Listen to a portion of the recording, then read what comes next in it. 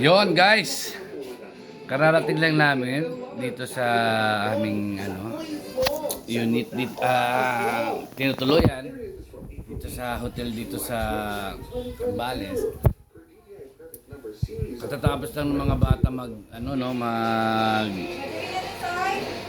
swimming sa dagat, nag-banana boat sila, no? Enjoy na enjoy yung mga bata. Bago kami umuwi, no, mag-ano lang kami, mag-shower lang, tapos uwi na.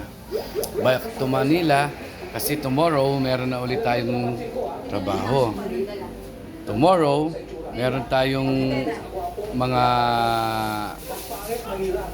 patient sa Doc Rob's Vitality, saka sa Doc Rob's Chiropractic, no? Guys, special kayo sa Doc Rob's Chiropractic Clinic and Vitality, no? Subukan nyo po bumisit doon. Meron man kayong nararamdaman o wala. Ito po ay wellness center, clinic. Guys, alam nyo, matutulungan namin kayo, no? Lalong maging healthy, no?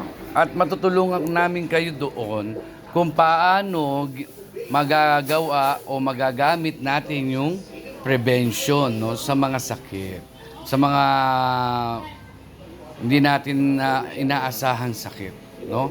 Kasi meron kami dong live blood analysis, meron kaming mga drip, okay? At meron kami dong adjustment ng ating ng spinal. Yun nga si Doc Rob yun, no? Isa siyang chiropractor doctor. Okay? Kami naman sa Vitality, kami naman ay mga naturopathic doctors, no? We have nurse certified nurses doon, at meron naman kami naman po yung mga certified na mga naturopathic. Okay?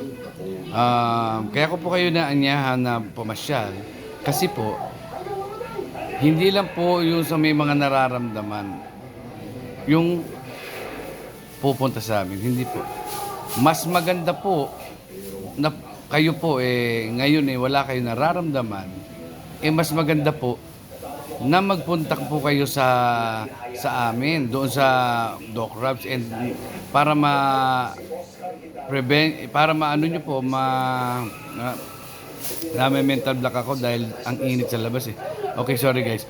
Ngayon po, kaya ko po kayo inainyahan na pumasyal sa clinic ni Doc Rob's. Alam nyo kung bakit? Hindi yung meron na kayong nararamdaman back pain, o meron kayong nararamdaman na para kayo laging pagod, o meron na kayong sakit bago kayo pupunta sa mga wellness clinic, no? Wag po, mas maganda po pumunta sa wellness clinic, sa wellness center, yung walang nararamdaman na sakit. Alam niyo kung bakit? Kasi po, yung prevention, maaano nyo po, may a-apply nyo po yun sa sarili nyo. Ibig sabihin, hindi nyo iniisang tabi yung inyong health, no? Ibig sabihin, mahal nyo yung sarili nyo. Okay? Inaalala nyo yung sarili nyo. Okay? Huwag yung puro yung ibang tao ang alalahanin nyo, yung trabaho yung alalahanin nyo. Alalahanin nyo rin yung sarili nyo. Guys, ang ikli lang ng buhay ngayon, no? Life is so short. Grabe. Hindi natin masasabi kung ano ang dadapo sa atin, no? Kung ano yung mangyayari kung tayo ang lakas-lakas, biglang kinabukasan bigla tayong manghihina. Kasi hindi natin nalalaman, guys, kung ano yung mga nangyayari sa loob ng katawan natin. Kaya po kami sa Doc Rob's Vitality and Doc Rob's Chiropractic ay nag-o-offer po kami sa inyo ng serbisyo na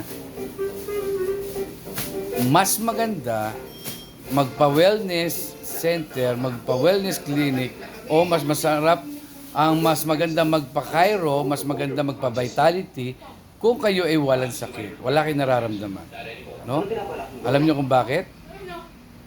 Kasi po, yung prevention na sinasabi ko, ay may a-apply nyo.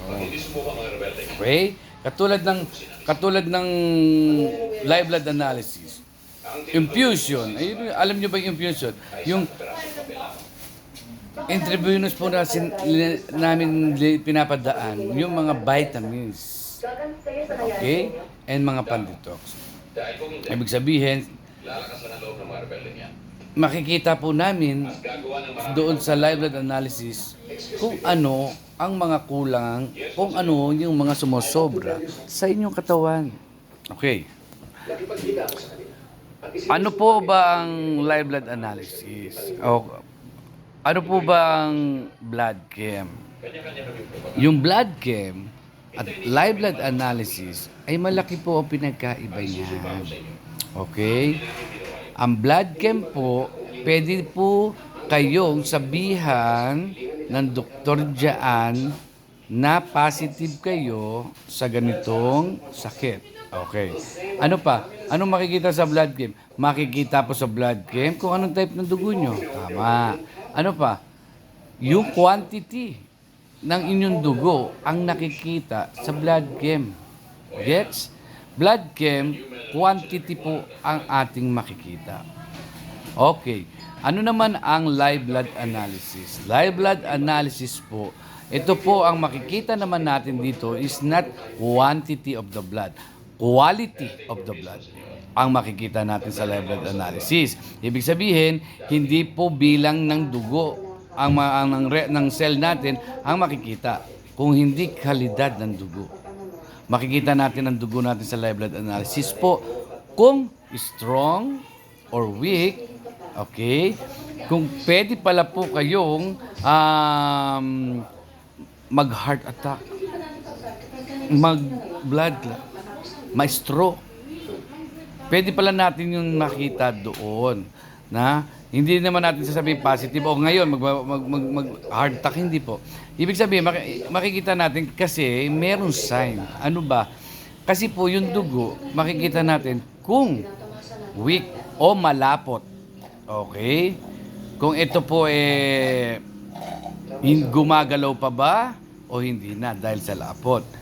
Kung ito po ay kulang sa vitamins and nutrients, kung ito po ay kulang sa oxygen, kung ito po ay masyadong mataas na ang chemicals, okay? Ang plasma natin makikita natin kung madumi na dahil makikita natin kung merong uric acid crystal, cholesterol crystal, plaque, yung tinatawag na sebo, o makikita natin ang ating dugo kung merong bakterya. Ano bang bakterya ang nasa dugo natin? Meron pong mga bakterya. Bibigyan ko kayo ng sample ng bakterya na nasa dugo natin. 3 po ang bibigay ko sa inyo. L-form and rod form. Ibig sabihin, yung dalawa na yon, pwede kayong i-trigger doon, no? Pag nakakita ko ng ganun, ibig sabihin, pwede kayong i-trigger sa high blood o sa diabetic, no? Ibig sabihin, nakikita natin, yung bakterya na yun, sinisira yung cell natin. Kaya tayo nagkakaroon ng sakit. Okay. Pag merong bakterya ang dugo, ibig sabihin, mas madali tayong matablan, no, ng sakit. Ibig sabihin, mas mababa ang ating immune system.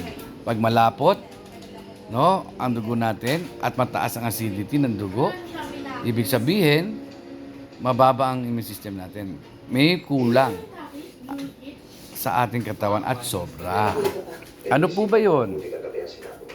Ang sobra, masasabi ko lang po yan kung makikita ko na yung dugo nyo. No? Titingnan natin sa microscope. No? Makikita nyo sa TV live. Dapat ang dugo natin gumagalaw continuously sa plasma. Lumalangoy sila ng dire-diretso. Ano po ba dapat ang normal na sukat ng dugo? Okay. Ang normal na sukat ng dugo ay 7.2 macron. Oh, yun, ha? Sige.